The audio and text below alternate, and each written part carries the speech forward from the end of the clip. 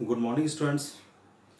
आज हम जीव जगत का वर्गीकरण, क्लासिफिकेशन ऑफ लिविंग ऑर्गेनिज्म, इसमें वर्गीकरण को जानेंगे कि वर्गीकरण क्या होता है, क्लासिफिकेशन किसे कहते हैं। संपूर्ण जीव जगत का सुचारू रूप से अध्ययन करने के लिए, अच्छे प्रकार से अध्ययन करने के लिए जीवों को उनकी जातियों में पाई जाने वाली समानता और विषमता के आधार पर भिन्न भिन्न वर्गों में रखा जाता है। और भिन्न भिन्न वर्गों में रखने को ही क्या कहते हैं, वर्गीकरण कहते हैं। और ये वर्गीकरण हम आम अपने दैनिक जीवन में भी करते रहते हैं। फॉर एग्जाम्पल हम बता सकते हैं कि किचन से संबंधित सामान किचन में रखा जाता है, ड्राइंग रूम से संबंधित सामान ड्राइंग रूम में, इसके अलावा स्टडी रूम से संबंधित सामान सारा स्टडी रूम में रखा जाता है। तो इस तरह से ये भी एक प्रकार का वर्गीकरण ही होता है जिसको हम दैनिक जीवन में करते रहते हैं। तो वर्गीकरण क्या है? संपूर्ण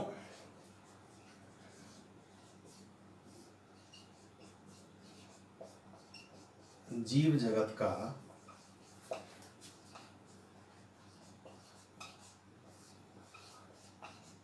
अध्ययन करने के लिए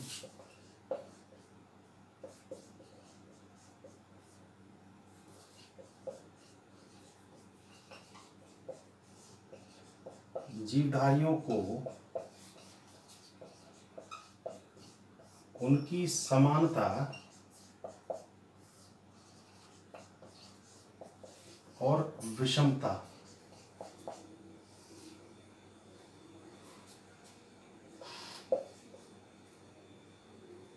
के आधार पर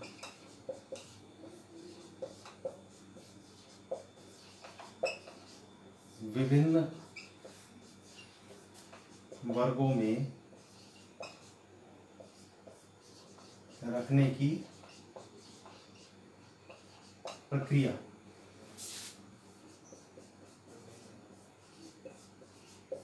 वर्गीकरण, जिसको हम कहते हैं क्लासिफिकेशन कहते हैं, कहलाती है।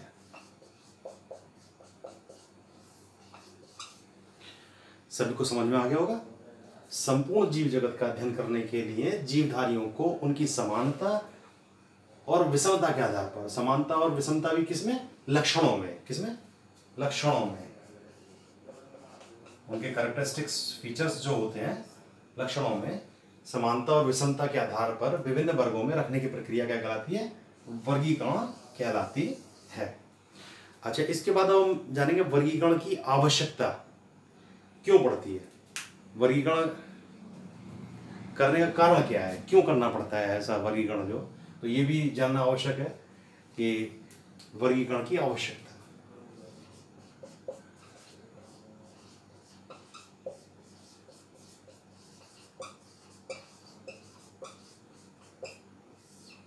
Need of classification,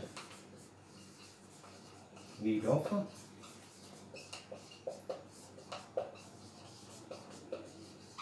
classification. अब सबसे पहले अध्ययन में सुविधा होती है। किसमें सुविधा होती है? अध्ययन में सुविधा। सबसे पहला जो मेन रीजन है, अध्ययन की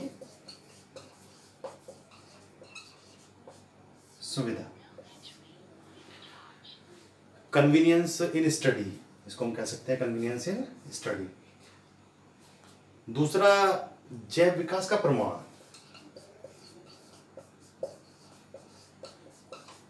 जैव विकास का प्रमाण, जैव विकास का प्रमाण। तीसरा, नए जीवों की खोज। और चौथा जो मेन कारण है, अनुकूलन का ज्ञान।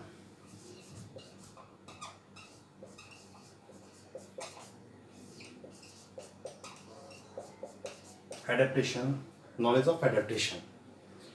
तो सबसे पहला था अध्ययन की सुविधा।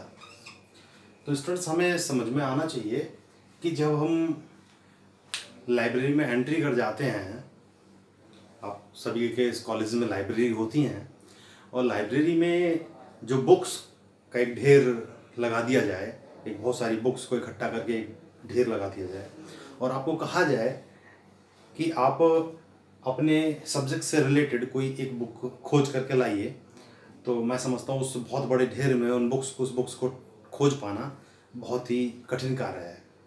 यदि हमने उस बुक के ढेर को लाइब्रेरी में सिस्टमेटिक ढंग से लगा दिया कि सब साइंस सब्जेक्ट से रिलेटेड बुक्स सारी इस रैक में, आर्ट्स से संबंधित सारी बुक एक दूसरे रैक में, आध्यात्म से संबंधित सारी बुक्स तीसरे रैक में, यदि उनको क्लासिफाई कर दिया, अलग अलग उनके क्लासेस बना दिए, अलग अलग उनको ग्रुप बना दिए, तो अब हमें पता है कि हमें इस सब्जेक्ट से रिलेटेड बुक चाहिए, साइंस से संबंधित चाहिए, साइंस वाली रैक को हम खोलेंगे और जाकर के अपनी बुक निकाल लेंगे, तो हमें उस बुक को ढूंढने में आसानी हुई।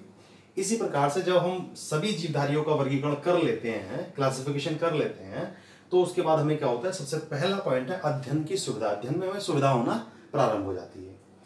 दूसरा नेक्स्ट है जैव विकास का प्रमाण। जैव विकास का प्रमाण, जैव विकास है क्या आखिरकार? जीवों का विकास, जीवों में होने वाला। जब प्राचीन काल में जीव जो थे वो सरल हो पाए जाते थे, लेकिन अब बहुत जटिल प्रकार के जीव पाए जाते हैं, तो धीरे धीरे प्रत्येक जीव जाति की जातियों में इवोल्यूशनरी चेंजेस आते गए और जिसके बाद जीव जातियों का विकास हुआ। तो इसका प्रमाण भी जब हम अध्ययन करते हैं तो जीव विकास का प्रमाण भी हमें प्राप्त होता है कि पहले जो जीव थे वो सरल संरचना वाले थे, लेकिन आज जटिल संरचना वाले जीव भी पाए जाते हैं।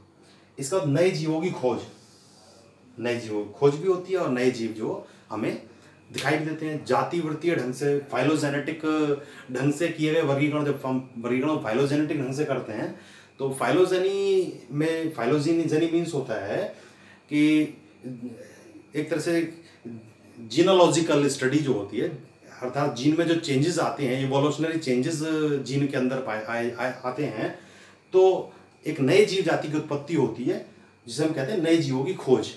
ठीक है। इसके बाद एडेप्टेशन का, नॉलेज ऑफ एडेप्टेशन। वर्गीकरण से जीवों में पाए जाने अनुकूलन का हमें पता लग जाता है। किसी विशेष वातावरण में पाए जाने वाले जीव जैसे कीट है, शैवाल है या इसके अलावा कवक है, उन सब में का आकार अलग होता है, अंगों में समानताएं पाई जाती हैं। इस तरह के जो अनुकूलन का ज्ञान हमें इस वर्गीकरण के क्लासिफिकेशन के द्वारा हमें हो जाता है। वर्गीकरण की आवश्यकता का हमें पता लगता है कि इस तरह से हमें जो वर्गीकरण में इसका लाभ मिलने वाला है। अब इसके बाद नेक्स्ट जो हेडिंग है सिस्टम ऑफ क्लासिफिकेशन। हम क्लासिफिकेशन की तरफ बढ़ रहे हैं। सिस्टम ऑफ क्लासिफिकेशन,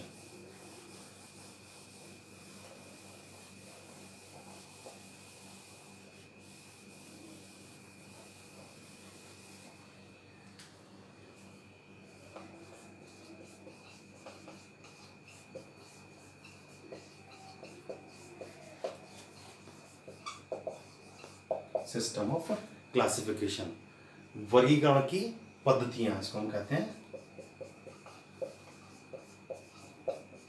वर्गीकरण की पद्धतियां। तो इसमें वर्गीकरण की 3 प्रमुख पद्धतियां हैं। इसमें सबसे पहली पद्धति है कृत्रिम पद्धति,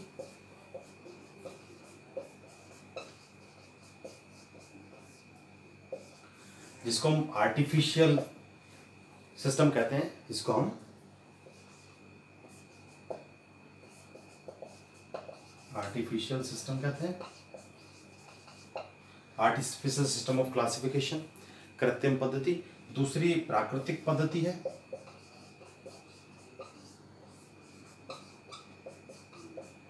जिसको हम natural classification, natural system of classification कहते हैं।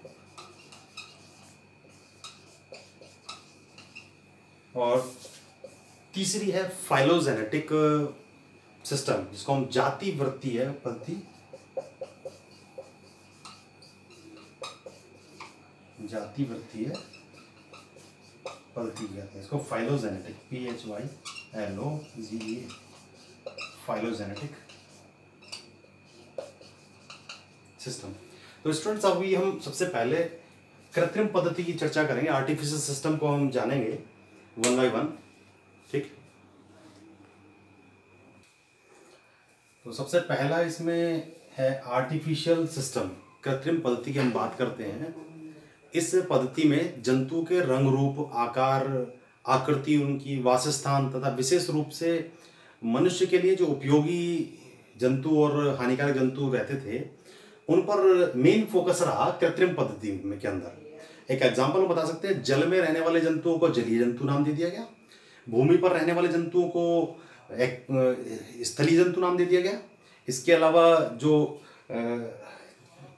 ऐसे जंतु थे जो जल में और पृथ्वी पर दोनों स्थल पर दोनों जगह पाए जाते थे उनको जल स्थलचर जंतु नाम दे दिया गया, उभयचर जिनको के नाम से जानते हैं। इसके अलावा डोमेस्टिक एनिमल्स, घरेलू जंतु, या इसके अलावा पैरासिटिक एनिमल्स जो परजीवी होते हैं जो अपना पोषण प्राप्त करने के लिए दूसरे पर आश्रित रहते हैं उनको पैरासिटिक एनिमल्स के नाम से दे दिया गया। कुछ हानिकारक जंतु उनको हानिकारक कह दिया गया। तो इस प्रकार से कृत्रिम पद्धति जो है उसके अंदर क्लासिफिकेशन हुआ, लेकिन कृत्रिम पद्धति में ज़्यादा से ज़्यादा मैक्सिमम 1 या 2 कैरेक्टर को ध्यान में रख करके वर्गीकरण किया गया था कोई, और इसीलिए ये संकुचित प्रणाली थी। एक कैसी प्रणाली थी? इसको हम संकुचित प्रणाली भी कहते हैं।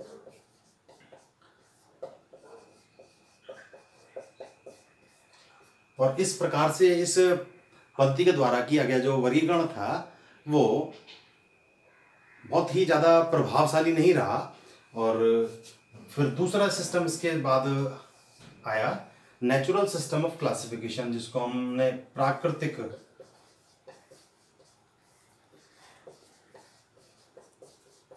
पद्धति नाम दिया।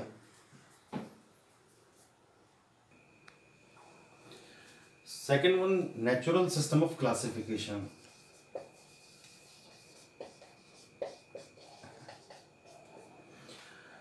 इस पद्धति में जंतुओं की संरचना और उनके प्राकृतिक विकास के आधार पर वर्गीकरण किया गया।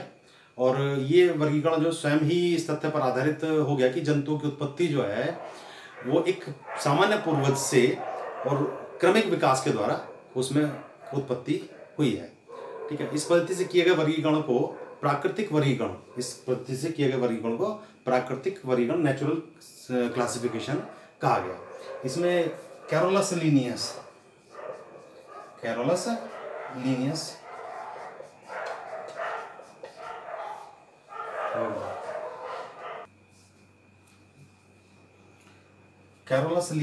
ए स्वीडिश डॉक्टर थे, स्वीडन के डॉक्टर कैरोलस लीनियस। इनका ओरिजिनल नाम जो था वो कार्ल वॉन लीनी इनका ओरिजिनल नाम था। और सन 1758 ईस्वी में इन्होंने एक पुस्तक लिखी जिसको नाम दिया सिस्टेमा नेचुरी। सिस्टेमा नेचुरी नामक पुस्तक इन्होंने लिखी, जिस पुस्तक में इन्होंने जीवों के वैज्ञानिक नाम रखने की विशेष पद्धति का उल्लेख किया जिसे हम बाइनोमियल नोमेनकल्चर के नाम से जानते हैं। और इसमें इस पुस्तक में इन्होंने लगभग 4236 जातियों का वर्गीकरण किया और इस पुस्तक में उनको लिखा। और इसी के बाद आधुनिक वर्गीकरण प्रणाली की नींव पड़ी। और इसीलिए इन्हें जो है आधुनिक वर्गीकरण का जनक भी कहा जाता है। कैरोलस लीनियस को क्या कहा जाता है? आधुनिक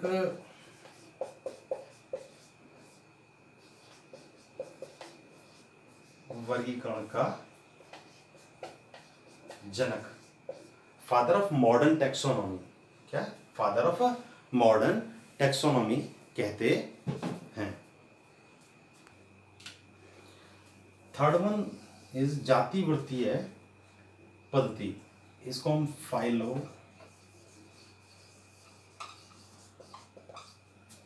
सिस्टम। इस पद्धति में जीवों के क्रमवार विकासीय जातिवृत्ति के आधार पर मानकर यह वर्गीकरण किया गया। इसमें एक शब्द आता है जातिवृत्तीय, फाइलोजेनी। PHYLOGENY, phylogeny. जाति वृत्तीय का अर्थ क्या होता है? The history of geological development, history of जीनोलॉजिकल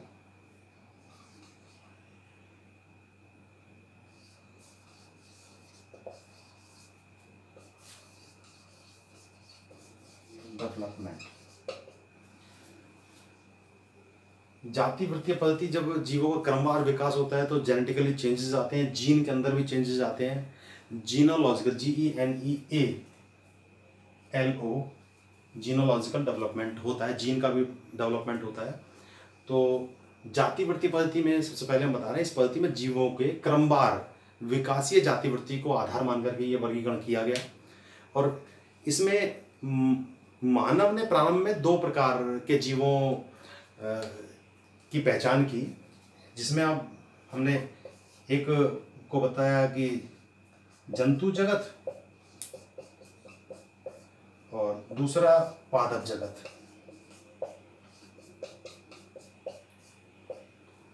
प्रारंभ में मानव ने 2 प्रकार के जीवों की पहचान की, जिन्हें जंतु कहा, जंतुओं को जंतु जगत कहा और पादप को पादप जगत कहा। और लिनियस ने जीवों को इसमें जिसमें जंतु रखे उसको जंतु जगत कह दिया, जिसमें पादप जगत रखे उनको पादप जगत कह दिया। अच्छा, इसमें इन दोनों जगतों में बांटने का आधार जो था, पादप जगत में विभिन्न लक्षणों का आधार जो था पादप जगत में, वो क्या था? पादप जगत की बात हम कर रहे हैं पहले। तो पहला था कि पादप कोशिकाओं में पर्णहरिम पाया जाता है। पहला था इसमें पादप कोशिकाओं में पर्णहरिम पाया जाता है। सभी को क्या आता है कि पेड़ पौधे हरे होते हैं, और हरे किस कारण होते हैं? क्योंकि उसमें एक वर्णक पर्णहरिम पाया जाता है। पर्णहरिम क्लोरोफिल की उपस्थिति के कारण पेड़ पौधे कैसे होते हैं? हरे होते हैं। दूसरा, पादप कोशिकाओं के चारों ओर दृढ़ कोशिका भित्ति। अब ये दृढ़ क्यों होती है? क्योंकि वो कोशिका भित्ति होती है सेलुलोज की बनी होती है, और सेलुलोज की बनने के कारण वो कोशिका दृढ़ हो जाती है। पादपों में देखा होगा, पेड़ों की जो ऊपर की छाल होती है बहुत दृढ़ होती है। तो पादप कोशिका भित्ति सबसे पहला कारण था कि पादप कोशिकाओं में पर्णहरिम पाया जाता है। दूसरा था कि पादप कोशिकाओं के चारों ओर सेलुलोज उपस्थित होने के कारण उनकी कोशिका भित्ति कैसी होती है? दृढ़ होती है। इसकी उपस्थिति इसमें पादपों में पाई गई। ये दूसरा लक्षण था इसका। और तीसरा मेन लक्षण था जंतुओं में गमन और एवं संवेदनशीलता का विकास। जंतु में गमन, जिसको हम लोकोमोशन कहते हैं, गमन और संवेदनशीलता,